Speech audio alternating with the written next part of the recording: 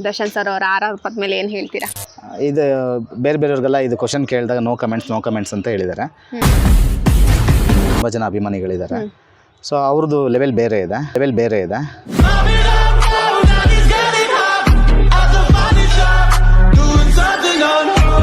ಅವ್ರ ಬಗ್ಗೆ ಮಾತಾಡೋಷ್ಟು ಯೋಗ್ಯತೆ ಇದೆಯಾ ಇಲ್ಲ ಗೊತ್ತಿಲ್ಲ.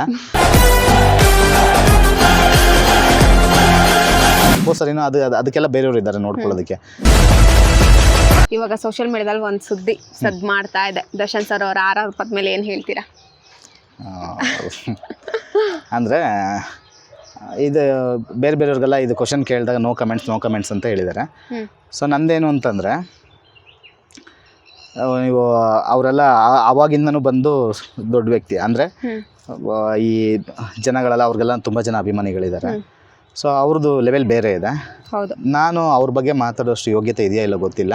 ಸೊ ನಾನು ಮನುಷ್ಯರ ಬಗ್ಗೆ ಯಾರ ಬಗ್ಗೆನೂ ಮಾತಾಡಲ್ಲ. ಇಷ್ಟೇ ಹೇಳೋದು. ಅವ್ರ ಬಗ್ಗೆ ಮಾತಾಡೋಂಥ ಯೋಗ್ಯತೆ ನಮಗಿಲ್ಲ. ನಾನು ಮನುಷ್ಯರ ಬಗ್ಗೆನೂ ಮಾತಾಡಲ್ಲ. ನಿಮ್ಮ ಬಗ್ಗೆ ನೀವೇನ ಕೇಳಿದ್ರು ನಿಮ್ಮ ಬಗ್ಗೆ ಮಾತಾಡೋಷ್ಟು ಯೋಗ್ಯತೆ ಇದೆಯಾ ಇಲ್ಲ ಗೊತ್ತಿಲ್ಲ. ಸೊ ನನ್ನ ಬಗ್ಗೆ ನಾನು ಹೇಳ್ಕೊತೀನಿ. ನಿಮ್ಮ ಬಗ್ಗೆ ನೀವು ಹೇಳ್ತೀರಾ, ಬೇರೆಯವ್ರ ಬಗ್ಗೆ ಮಾತಾಡಲೂಬಾರ್ದು ಆ್ಯಕ್ಚುಲಿ.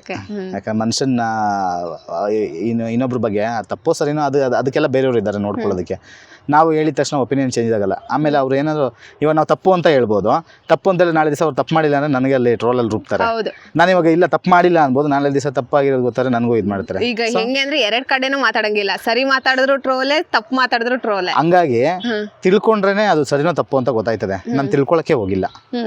ಯಾವ ಮನುಷ್ಯರ ಬಗ್ಗೆ ಇದು ಮಾಡೋದು. ನಾನು ಅದು ಏನಾಯಿತು, ಏನು ಎಲ್ಲಿ ಹೋದ್ರು, ಏನು ಯಾವ ಸ್ಟೇಷನ್ ಅಂತ ಏನಂತ ತಿಳ್ಕೊಳಕ್ಕೆ ಹೋಗಿಲ್ಲ. ನಾನು ಅದ್ರ ಬಗ್ಗೆ ಮಾತಾಡೋದು ಇಲ್ಲ.